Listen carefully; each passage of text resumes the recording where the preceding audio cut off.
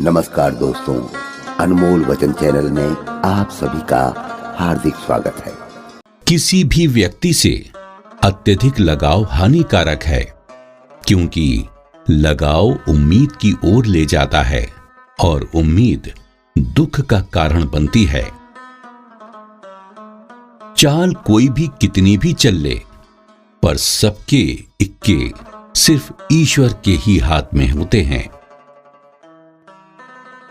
उम्मीद कभी संसार से नहीं, संसार को रचने वाले से रखनी चाहिए। जो ना देते थे जवाब, उनके सलाम आने लगे। वक्त बदला तो मेरे नीम पे आम आने लगे। सपना जितना बड़ा होगा, उतनी ही बड़ी तकलीफें होंगी, और जितनी बड़ी तकलीफें होंगी, उतनी ही बड़ी कामयाबी होगी। देश में राजा, समाज में गुरु, परिवार में पिता, घर में स्त्री, ये कभी साधारण नहीं होते, क्योंकि निर्माण और प्रलय इन्हीं के हाथ में होता है।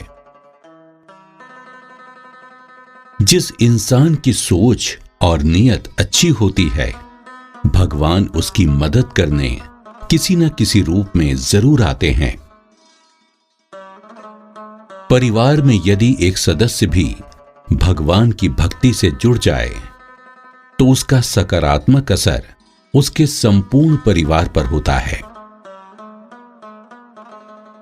बिना हक का जब लेने का मन हो, वहां महाभारत की शुरुआत होती है, और जब अपने हक का भी छोड़ देने का मन हो, वहां रामायण की शुरुआत होती है।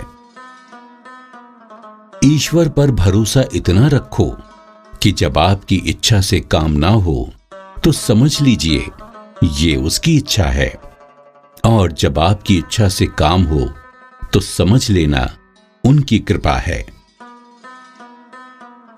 परिस्थिति बदलना जब मुमकिन ना हो, तो मन की स्थिति को बदल लीजिए। सब कुछ अपने आप ही बदल जाएगा।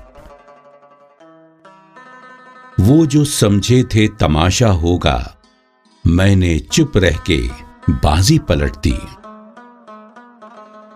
खुल सकती हैं गांठें बस जरा से जतन से, मगर लोग कैंचियां चलाकर सारा फसाना बदल देते हैं। कौन, कब, किसका और कितना अपना है, ये सिर्फ वक्त बताता है।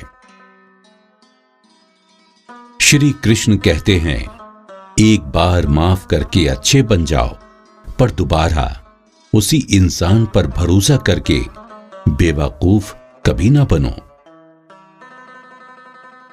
वेद पढ़ो या शास्त्र, हर ज्ञान, हर भक्ति व्यर्थ है यदि आप किसी की वेदना ना पढ़ सके तो। मनुष्य का मन इंद्रियों के चक्रव्यूह के कारण भ्रमित रहता है, जो वासना, लालच, आलस्य जैसी बुरी आदतों से ग्रसित हो जाता है। इसलिए मनुष्य का अपने मन एवं आत्मा पर पूर्ण नियंत्रण होना चाहिए।